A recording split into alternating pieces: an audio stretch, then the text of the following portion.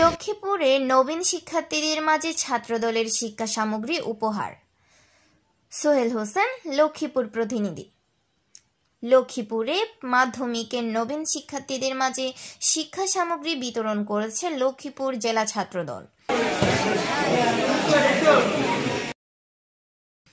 বুধবার 12 ফেব্রুয়ারি লক্ষ্মীপুর সদর উপজেলার চাঁদখালী আব্দুর রব বহুমুখী উচ্চ বিদ্যালয় ও বাঙ্গাখা উচ্চ বিদ্যালয়ের ষষ্ঠ শ্রেণীর শিক্ষার্থীদের মাঝে এসব শিক্ষা সামগ্রী বিতরণ করেন জেলা ছাত্রদলের সভাপতি হাসান মাহমুদ ইব্রাহিম, সাধারণ সম্পাদক আব্দুল আল মামুন, বিএনপির ভারপ্রাপ্ত চেয়ারম্যান তারেক রহমানের নির্দেশে ও যুগ্ম মহাসচিব শহীদ উদ্দিন চৌধুরী এনির সার্বিক তত্ত্বাবধানে লক্ষ্মীপুর সদর উপজেলায় বিভিন্ন শিক্ষা প্রতিষ্ঠানে এসব শিক্ষা সামগ্রী বিতরণ কার্যক্রম চলছে।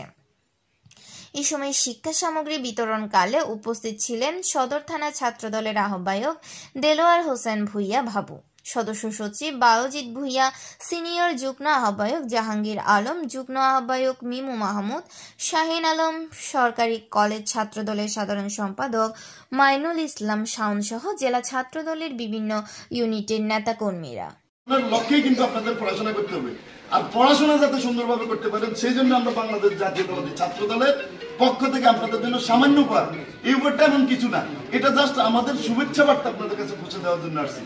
সকলকে ধন্যবাদ, সবাই সুন্দরভাবে পড়াশোনা করবেন, সবাইকে সংগ্রামী শুভেচ্ছা জানিয়ে বাংলাদেশ জাতীয়তাবাদী ছাত্রদলের কেন্দ্রীয় সংসদের সভাপতি সাধারণ সম্পাদকের পক্ষ থেকে এবং লক্ষ্মীপুরের নেতা শহীদ উদ্দিন চৌধুরী এনির পক্ষ থেকে আপনাদের সকলকে শুভেচ্ছা জানিয়ে আমার কথা।